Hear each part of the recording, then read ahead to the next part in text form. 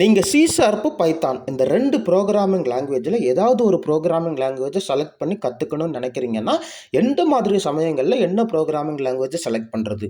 C sharp அப்படிங்கிறது கற்றுக்கிறதுக்கு கொஞ்சம் டைம் எடுக்கும், சரிங்களா? அதில் இருக்கக்கூடிய சிண்டெக்ஸ் எல்லாத்தையுமே நம்ம ஞாபகம் வச்சுக்கிற மாதிரி இருக்கும். பட் பைத்தான் அப்படிங்கிறது கற்றுக்கிறதுக்கு கொஞ்சம் ஈஸியாக இருக்கும். ஒரு பிகினராக இருந்தீங்கன்னா பைத்தான் அப்படிங்கிறது ஈஸி டு கோவாக இருக்கும். ஒரு மிகப்பெரிய அப்ளிகேஷனை சி ஷார்ப்பில் டெவலப் பண்ணியிருந்தீங்கன்னா அதோடைய பெர்ஃபார்மன்ஸ் அப்படிங்கிறது கொஞ்சம் அதிகமாக இருக்கும், சரிங்களா? எதனாலன்னா சி ஷார்ப் அப்படிங்கிறது கம்பைல்டு லாங்குவேஜ். நீங்கள் டெவலப் பண்ண என்டையர் அப்ளிகேஷனுமே மிஷின் கோடாக கம்பைல் ஆகி தான் அது ரன் ஆகும். பட் பைத்தான் அப்படிங்கிறது இன்டர்பிரட்டர் லாங்குவேஜ். அதோடைய அப்ளிகேஷன் அப்படிங்கிறது லைன் பை லைனாக தான் எக்ஸிக்யூட் ஆகும், சரிங்களா?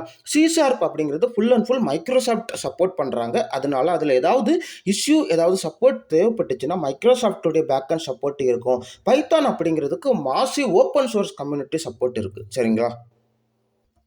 Okay, when to go for C sharp, when to go for Python. ஒரு வெப்சைட்டு டெவலப் பண்ணணும்னு நினைக்கிறீங்கன்னா நீங்கள் சி ஷார்ப் பைத்தான் ரெண்டையுமே எதுனாலும் செலக்ட் பண்ணிக்கலாம், சரிங்களா? ரெண்டுலேயுமே அந்த அளவுக்கு நிறைய எக்கச்சக்க ஃபீச்சர்ஸ் கொடுக்குறாங்க. ரெண்டுமே நல்ல ஈஸியாக தான் இருக்கும், சரிங்களா? ஒரு கேம் டெவலப் பண்ணணும்னு நினைக்கிறீங்கன்னா சி ஷார்ப் வந்து பெட்டர் ஆப்ஷனாக இருக்கும். ஒரு artificial intelligence, machine learning, automation, data science இதில் வந்து ஸ்கிரிப்ட் எழுதணும்னு நினைக்கிறீங்கன்னா பைத்தான் அப்படிங்கிறது பெட்டர் ஆப்ஷனாக இருக்கும், சரிங்களா? ஒரு விண்டோஸ் அப்ளிகேஷன் டெவலப் பண்ணணும்னு நினைக்கிறீங்கன்னா சி ஷார்ப் அப்படிங்கிறது பெட்டர் ஆப்ஷனாக இருக்கும். இப்போ உங்களுக்கு ஒரு ஐடியா கிடைச்சிருக்கும்னு நினைக்கிறேன். ஏதாவது டவுட் இருந்துச்சுன்னா கேளுங்க. நன்றி.